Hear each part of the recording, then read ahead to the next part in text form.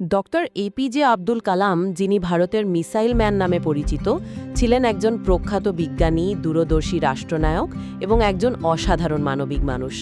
তিনি 2002 থেকে 2007 সাল পর্যন্ত ভারতের একাদশ রাষ্ট্রপতি ছিলেন। তার জীবন এবং কর্মপ্রচেষ্টা কোটি কোটি মানুষকে অনুপ্রাণিত করে।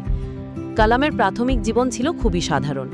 1931 সালের 15ই অক্টোবর তামিলনাড়ুর রামেশ্বরমে এক দরিদ্র পরিবারে তিনি জন্মগ্রহণ করেন। তার বাবা ছিলেন একজন নৌকাডুবির মালিক এবং ইমাম। আর্থিক সচ্ছলতার অভাবে কালামকে ছোটবেলায় খবরের কাগজ বিক্রি করতে হতো। তবে তার শিক্ষার প্রতি আগ্রহ ছিল অদম্য। তিনি সেন্ট জোসেফস কলেজ থেকে পদার্থবিজ্ঞানে স্নাতক হন এবং পরে মাদ্রাজ ইনস্টিটিউট অফ টেকনোলজি থেকে অ্যারোস্পেস ইঞ্জিনিয়ারিং পড়েন। কর্মজীবনের শুরুতে কালাম ডিআরডিওতে যোগ দেন, কিন্তু তার প্রতিভার বিকাশ ঘটে ইসরোর সাথে যুক্ত হওয়ার পর। তিনি ভারতের প্রথম স্যাটেলাইট লঞ্চ ভেহিকেল SLV-3 প্রকল্পের নির্দেশক ছিলেন, যা সফলভাবে রোহিণী স্যাটেলাইটকে মহাকাশে পাঠিয়েছিল। এরপর তিনি আবার ডিআরডিওতে ফিরে আসেন এবং ভারতের মিসাইল কর্মসূচির নেতৃত্ব দেন। তার তত্ত্বাবধানেই অগ্নি ও পৃথিবীর মতো শক্তিশালী মিসাইলগুলো তৈরি হয়েছিল, যা ভারতকে অসামরিকভাবে স্বয়ংসম্পূর্ণ করে তোলে।